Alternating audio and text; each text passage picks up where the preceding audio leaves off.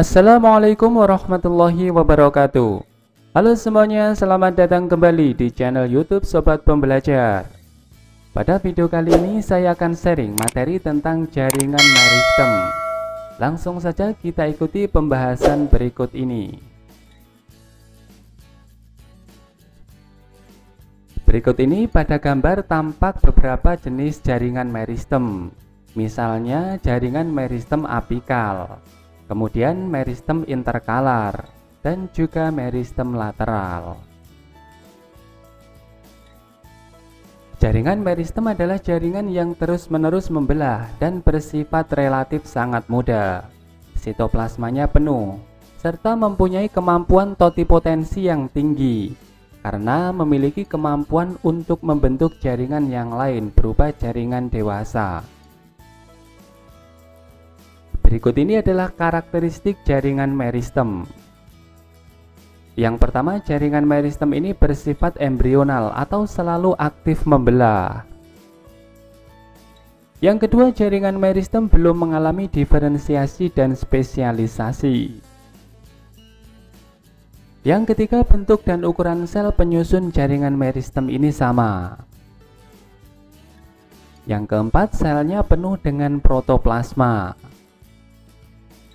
Yang kelima, isi sel tidak mengandung zat makanan. Yang keenam, sel bersifat muda dan berukuran kecil. Yang ketujuh, bentuk sel jaringan meristem ini adalah isodiametris. Dinding sel tipis, vakuola kecil, inti sel berukuran besar, dan plastida belum matang. Berikut ini adalah fungsi jaringan meristem. Fungsi jaringan meristem yang pertama adalah untuk menambah tinggi dan panjang pada tumbuhan. Yang kedua, untuk memperbesar dan melebarkan batang. Yang ketiga, untuk menyimpan cadangan makanan.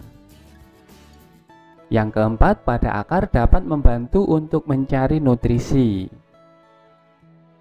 Yang kelima, untuk membentuk cabang. Dan yang keenam, untuk membantu bertumbuhnya sel-sel. Selanjutnya kita akan melihat pembagian jaringan meristem. Jaringan meristem dibedakan menjadi 3 kelompok utama. Yang pertama adalah jaringan meristem berdasarkan diferensiasi. Yang kedua, jaringan meristem berdasarkan asal. Dan yang ketiga, jaringan meristem berdasarkan letak. Berdasarkan diferensiasinya, jaringan meristem dibedakan menjadi 3. Yang pertama adalah protoderma. Yang kedua adalah meristem dasar. Dan yang ketiga adalah prokambium. Kemudian berdasarkan asal, jaringan meristem dibedakan menjadi 2. Yang pertama adalah meristem primer, dan yang kedua adalah meristem sekunder. Berdasarkan letaknya, jaringan meristem dibedakan menjadi 3. Yang pertama adalah meristem apikal.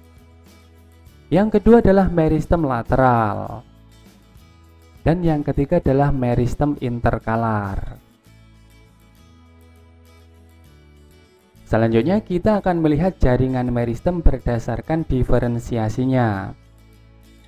Tetapi sebelum kita membahas tentang jaringan meristem berdasarkan diferensiasinya, di sini pada gambar ditampilkan meristem yang terdapat pada ujung batang dan ujung akar pada tanaman. Yang pertama adalah meristem primer yang terdapat pada ujung batang. Pada ujung batang terdapat beberapa zona. Yang pertama adalah zona meristematik. Yang kedua adalah zona elongasi atau pemanjangan. Dan yang ketiga adalah zona diferensiasi atau zona pendewasaan. Kemudian pada ujung batang juga dijumpai beberapa struktur. Misalnya terdapat tunas daun, kemudian meristem apikal, lalu perikambium. Beberapa jaringan yang juga dapat dijumpai pada ujung batang misalnya adalah epidermis, korteks, tempulur, xilem primer, dan floem primer. Selanjutnya kita akan melihat meristem primer pada ujung akar. Pada ujung akar terdapat beberapa zona. Yang pertama adalah zona tudung akar atau kaliptra, kemudian zona pembelahan atau meristem. Selanjutnya ada zona pemanjangan, dan juga ada zona pematangan atau diferensiasi. Beberapa struktur yang dapat dijumpai pada ujung akar, misalnya di sini ada epidermis. Kemudian juga dijumpai rambut akar yang merupakan salah satu struktur dari modifikasi epidermis. Kemudian pada akar ini juga ditemukan protoderma, meristem dasar, dan prokambium.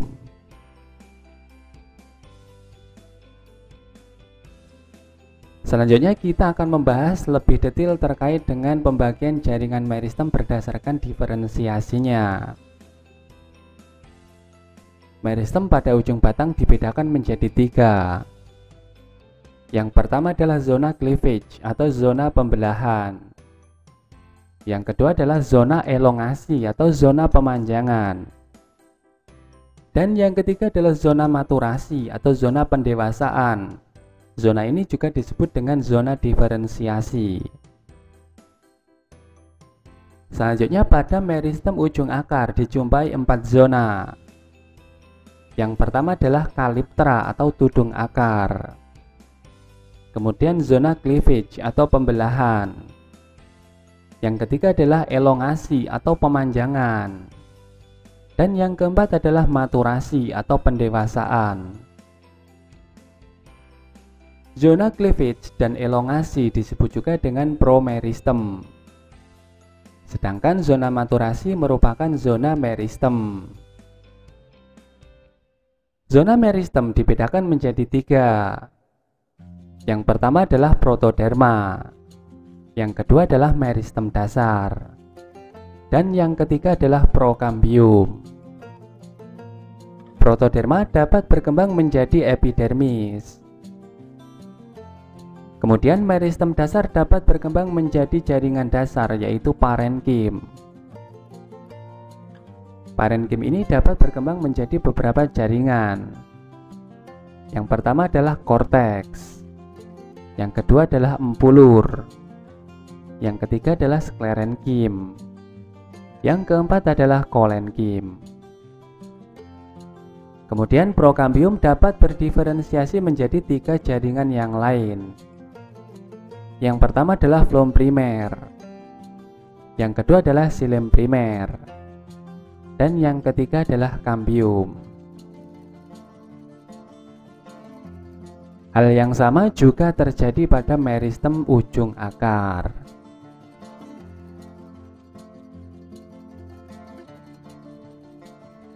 Berikut ini ditampilkan jaringan meristem primer pada ujung batang dan ujung akar. Di sini tampak adanya protoderma, kemudian meristem dasar, dan juga prokambium. Selanjutnya kita akan melihat meristem berdasarkan asal. Berdasarkan asal, meristem dibedakan menjadi 2. Yang pertama adalah meristem primer dan yang kedua adalah meristem sekunder. Pertama kita akan membahas tentang meristem primer. Meristem primer merupakan jaringan muda yang berasal dari perkembangan sel-sel embrionik atau sel yang masih aktif membelah. Jaringan meristem primer ini biasanya terletak di ujung akar dan ujung batang. Dengan adanya jaringan meristem primer menjadikan batang dan akar bertambah panjang. Pertumbuhan jaringan akibat meristem primer disebut dengan pertumbuhan primer. Menurut Haberland, meristem primer berasal dari promeristem yang berkembang menjadi protoderm atau bakal epidermis, prokambium bakal berkas pengangkut, dan meristem dasar sebagai bakal parenkim.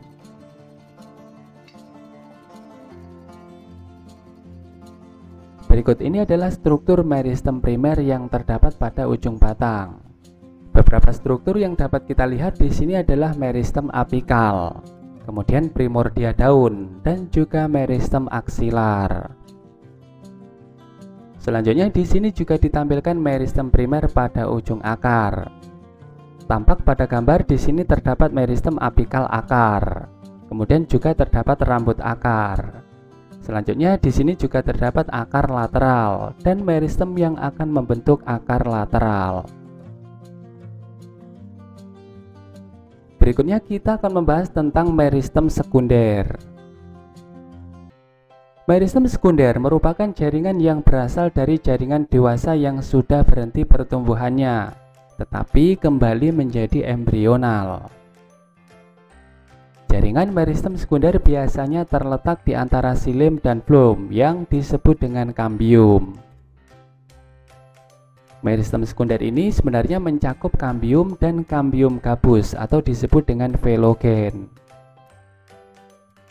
Kambium terdapat di akar dan di batang tumbuhan dikotil serta pada tumbuhan biji terbuka atau gimnosperme. Kambium gabus terdapat pada kulit batang dan membentuk jaringan gabus yang sulit dilewati air, bahkan tidak dapat dilewati oleh air. Meristem sekunder mengakibatkan pertumbuhan sekunder dan menjadikan tumbuhan semakin membesar. Berikut ini adalah ilustrasi pertumbuhan pada batang dikotil akibat aktivitas dari meristem sekunder. Pada gambar tampak ilustrasi irisan melintang batang dikotil. Pada irisan melintang batang dikotil ini terdapat berkas pengangkut yaitu floem, kemudian xilem.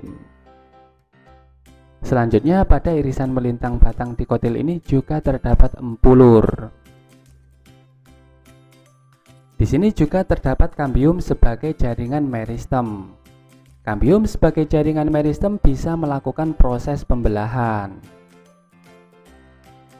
Pembelahan kambium ini bisa menuju ke dua arah. Yang pertama, kambium membelah ke arah luar, dan yang kedua, kambium membelah ke arah dalam.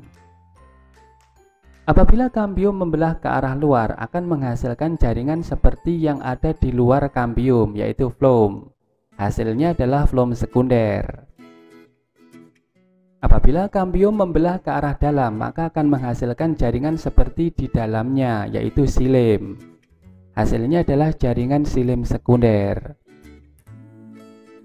Akibat terbentuknya floem sekunder dan xilem sekunder, batang menjadi membesar atau disebut dengan pertumbuhan sekunder. Dampak dari pertumbuhan sekunder atau membesarnya batang ini adalah epidermis menjadi rusak. Dampak dari kerusakan epidermis ini juga akan berakibat pada korteks. Korteks yang tersusun atas jaringan parenkim akan terpicu untuk menjadi meristem kembali. Dan hasilnya adalah velogen atau kambium gabus. Velogen atau kambium gabus dapat membelah ke dua arah. Velogen dapat membelah ke arah luar. Velogen juga dapat membelah ke arah dalam. Ketika velogen membelah ke arah luar akan menghasilkan jaringan velum. Apabila velogen membelah ke arah dalam akan menghasilkan jaringan yang disebut dengan veloderm. Jaringan velum dan veloderm ini disebut dengan periderm atau jaringan gabus sebagai pengganti epidermis yang telah rusak tadi. Selanjutnya kita akan membahas jaringan meristem berdasarkan letaknya. Berdasarkan letaknya, jaringan meristem dibedakan menjadi tiga. Yang pertama adalah jaringan meristem apikal yang terletak di ujung batang dan di ujung akar. Yang kedua adalah jaringan meristem interkalar. Dan yang ketiga adalah jaringan meristem lateral.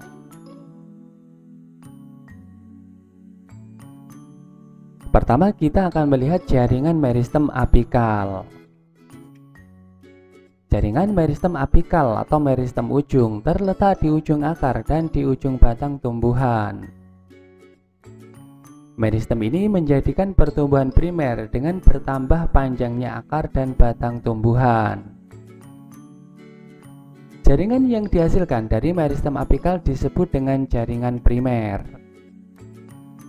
Pada saat proses pemanjangan meristem apikal, didapatkan tunas apikal atau tunas ujung yang akan menjadi cabang samping, daun, dan bunga. Yang kedua adalah meristem interkalar. Meristem interkalar atau meristem antara adalah jaringan yang adanya di antara ruas-ruas batang atau di antara jaringan dewasa. Jaringan yang terbentuk adalah jaringan primer. Pertumbuhan pada meristem ini menjadikan pertambahan panjang antar ruas-ruas batang. Meristem interkalar mengakibatkan bunga menjadi tumbuh. Pada dasarnya, meristem interkalar ini adalah meristem apikal yang tertinggal ketika meristem tersebut tumbuh. Yang ketiga adalah meristem lateral. Meristem lateral atau meristem samping merupakan jaringan meristem yang letaknya sejajar dengan lingkaran organ tempat dijumpainya meristem lateral. Dan ini adalah meristem sebagai penghasil pertumbuhan sekunder.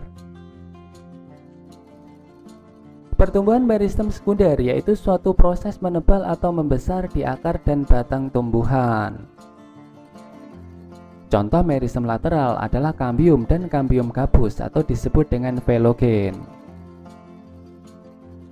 Kambium membelah ke arah luar membentuk floem sekunder dan ke dalam membentuk xilem sekunder. Sedangkan kambium gabus mengarah keluar membentuk velum dan mengarah ke dalam membentuk veloderm. Kambium gabus menjadi penghasil lapisan pelindung yang disebut dengan lapisan periderm atau jaringan gabus. Demikian pembahasan tentang jaringan meristem, semoga bermanfaat. Selamat belajar dan semoga sukses. Wassalamualaikum warahmatullahi wabarakatuh.